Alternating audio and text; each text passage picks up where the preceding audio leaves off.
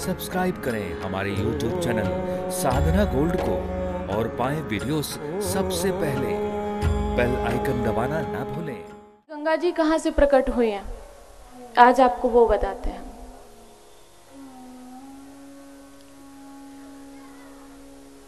जब भगवान ने वामन अवतार लिया और राजा बलि के यहां 3 पग भूमि मांगने के लिए गए, तो राजा बलि ने 3 पग भूमि देने का संकल्प लिया और संकल्प लेते ही भगवान ने अपना रूप विस्तार किया। तो जो भगवान का पैर था वो सीधा ब्रह्मलोक गया। जब भगवान धरती को नापने लगे, ब्रह्मा जी ने भगवान के पैर का पूजन किया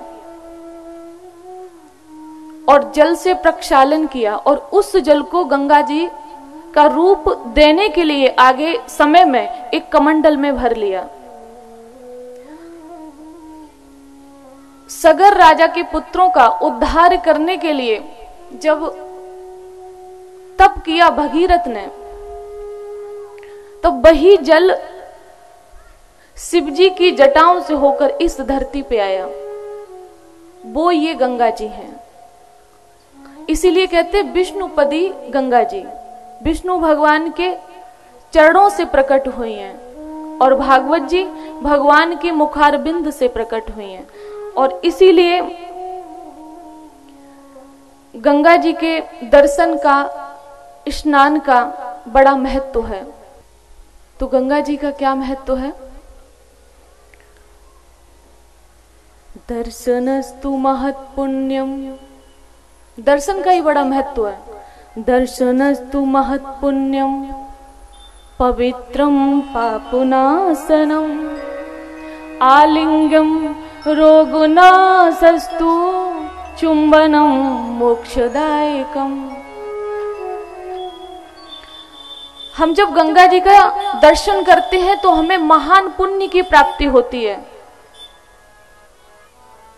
और जब हम गंगा जल को स्पर्श करते हैं तो हमारे पापों का प्रक्षालन होता है, हमारे पाप दूर हो जाते हैं।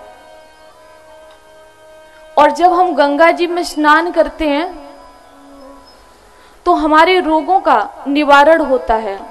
और चुंबनम मोक्षदायकम, जब हम गंगा जल का आचमन करते हैं तब हमें मोक्ष की प्राप्ति होती है। लेकिन ये क्रम सततम चलना चाहिए।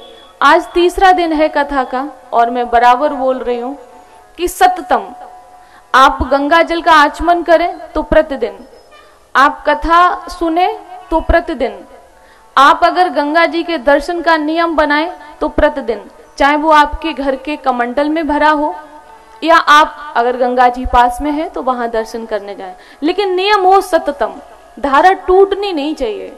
जहां पर नियम टूट जाता है और वहीं पर हमें पाप लगता है।